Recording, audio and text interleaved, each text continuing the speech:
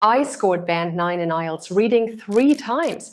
The secret to a high score isn't understanding everything. It's having the right reading strategies. If you want to improve your IELTS reading score quickly, this video is for you. You'll learn the strategies I use to achieve a band 9. By the end of this video, you will understand how to use these strategies to boost your score. If you want to achieve the IELTS score you need, check out our IELTS courses. We'll guide you step by step on how to score high, so you'll feel confident on test day. Just click on the link in the description. And now, let's dive in. Tip number 1 is master the art of strategic reading. Here's something crucial that many test takers get wrong. You should never try to read every single word of the passages.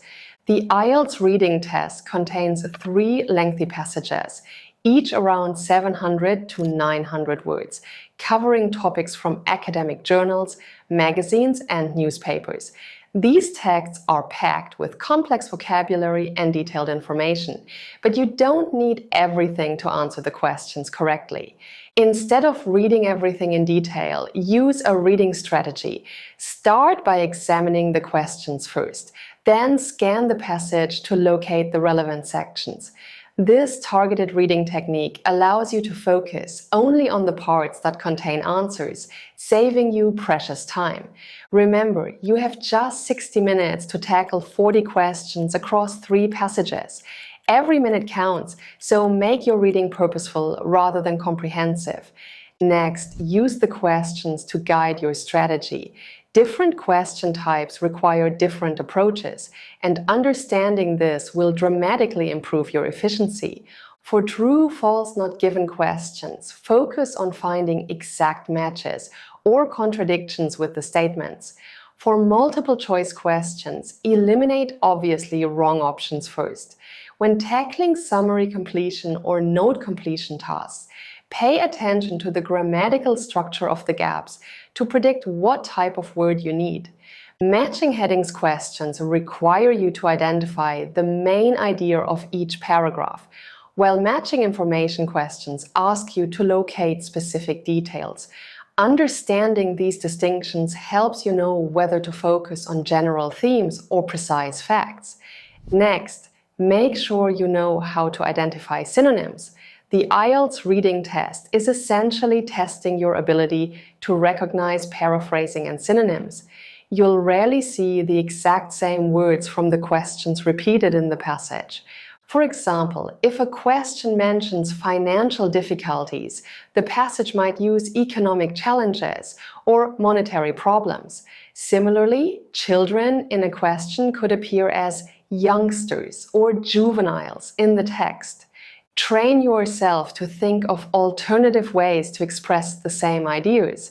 This skill is absolutely essential because the IELTS test makers deliberately use different vocabulary in questions and passages to assess your understanding of meaning rather than just word recognition. Tip number 4 is navigate complex sentence structures. Academic texts often contain sophisticated sentence structures with multiple clauses, which can be challenging to decode quickly. When you encounter a long, complex sentence, identify the main subject and verb first. Then work out how the additional clauses modify or add information to the main idea. Look for conjunctions like however, although, despite, and whereas. They signal important relationships between ideas. For instance, a sentence might begin positively, but then introduce a contrasting point with however or nevertheless. Missing these structural cues can lead you to completely misunderstand the author's intended meaning. By the way, if you want this channel to keep going, write yes in the comments, click like and subscribe. We only make videos if we see that you enjoy watching them. Here's a strategy that transformed my approach. Divide your 60 minutes strategically across the 3 passages. Allocate approximately 18 minutes for passage 1, 20 minutes for passage 2, and 20 minutes for passage 3. This way, you have 2 minutes for final checks. Don't read the passage first. Instead, start with reading the questions and then look for the relevant information in the passage. If you're stuck on a particular question, move on and return to it later if time permits. Tip number 6 is essential. Decode academic vocabulary. Academic texts are filled with complex vocabulary, but you can often work out meanings using your knowledge of prefixes, suffixes, and word roots. For example, words beginning with "un", "in", or "dis" typically indicate negation. Endings like "tien", "meant", and "et" usually signal nouns. Consider this sentence. The unprecedented urbanization of developing countries has created unforeseen challenges. Even if you're unfamiliar with unprecedented or unforeseen, the prefixes "un" suggest these are negative or opposite concepts, helping you grasp the overall meaning. Next, ensure you know how to answer true, false, not given questions. These questions cause more confusion than any other type, but there's a clear method to master them. True means the statement matches the information in the passage exactly. False means the statement contradicts the information in the passage directly. Not given means the information is simply not mentioned or cannot be confirmed from the passage. The key mistake candidates make is bringing external knowledge into their answers. Even if something seems logical or true in the real world, if it's not stated in the passage, the answer is not given.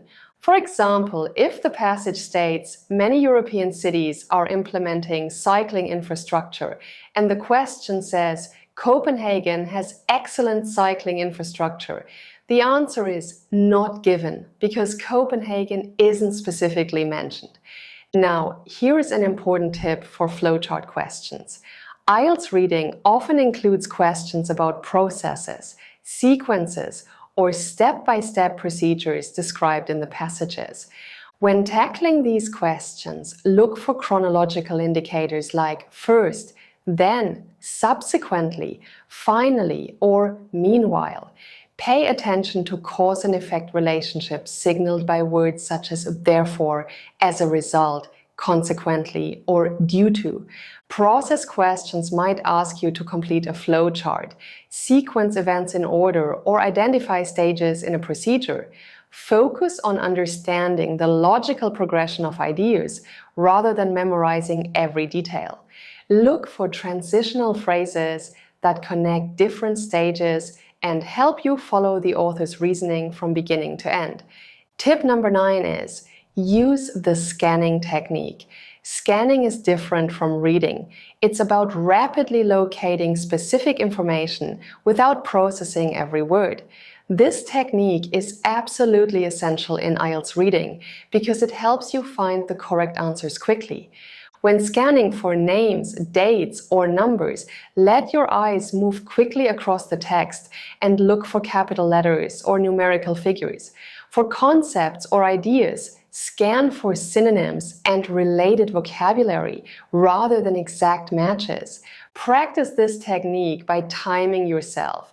This skill becomes invaluable when dealing with matching information questions or specific detail questions.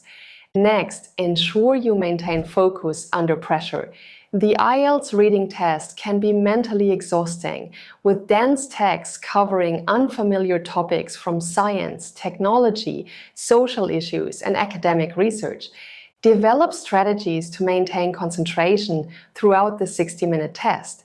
If you encounter a particularly challenging paragraph, don't let frustration affect your performance on subsequent questions. Stay calm when facing unfamiliar topics. Remember, you don't need subject-specific knowledge to answer the questions.